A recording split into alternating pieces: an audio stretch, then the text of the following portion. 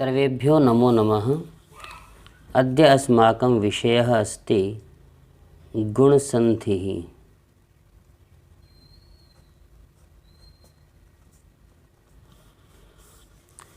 सूत्रम्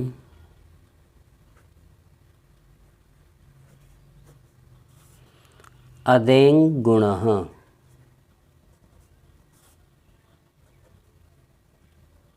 इस सूत्र से गुण संज्ञा की जाती है आद् गुणः।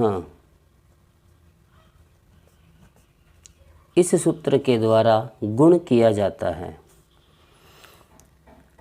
अब हमारे सामने यह प्रश्न है कि गुण कितने होते हैं। ए, ओ, अर, ये 3 गुण होते हैं। अग्रिम प्रश्न यह है कि इन 3 गुणों का निर्माण किस प्रकार किया जाता है। यदि पूर्व पद का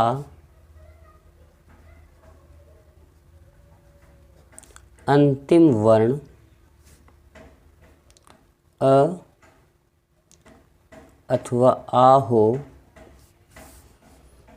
एवं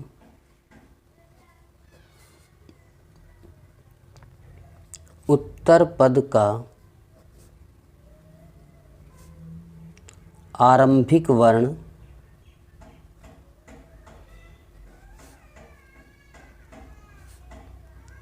इ अथवा ई, उ अथवा उ, रि अथवा री हो तो दोनों के स्थान पर क्रमशः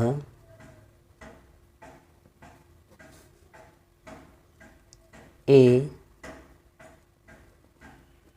ओ, अर हो जाते हैं।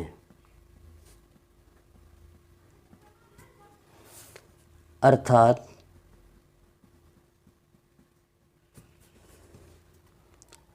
अ, आ के पश्चात ह्रस्व अथवा दीर्घ ई आ जाए तो ए का निर्माण होगा। अ अथवा आ के पश्चात ह्रस्व उ अथवा दीर्घ उ आ जाए तो ओ का निर्माण होगा। अ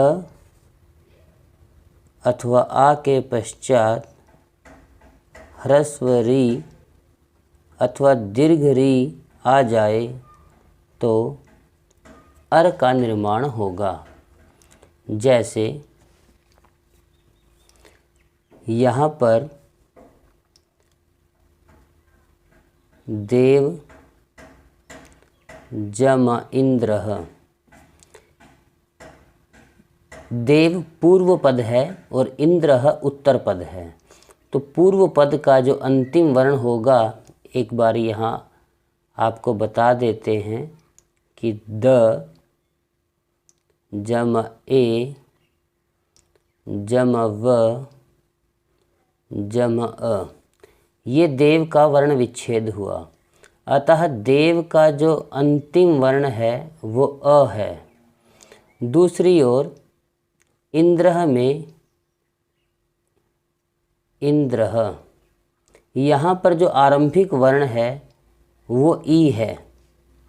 अतः अ के पश्चात ह्रस्व इकार का आगमन हुआ है तो इन दोनों के स्थान पर ए का निर्माण हो जाएगा। तो जो नया शब्द बनेगा वो होगा देवेंद्रः।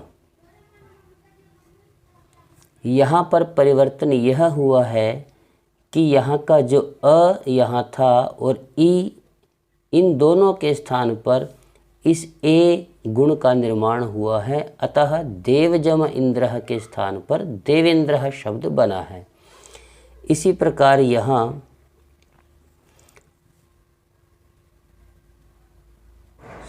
सूर्य जमा उदयः।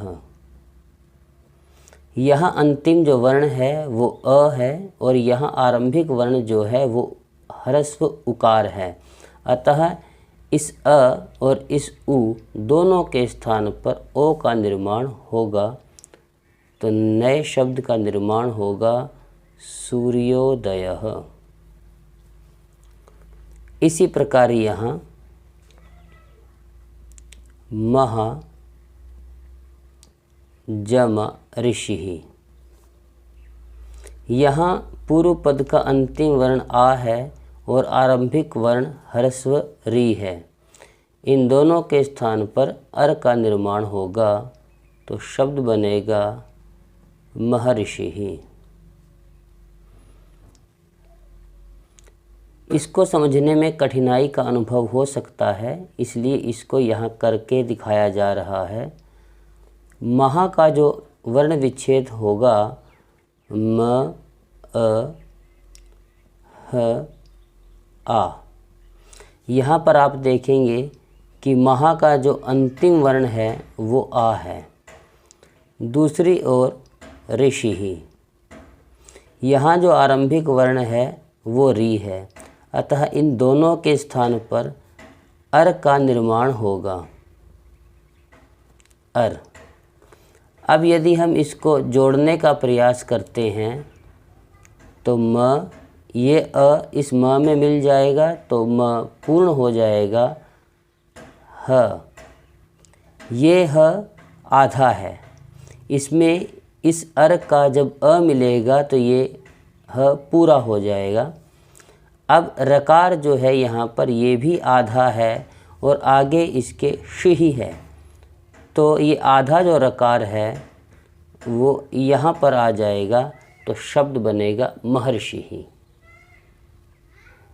अब आप निम्नलिखित उदाहरणों को स्वयं करके देखें।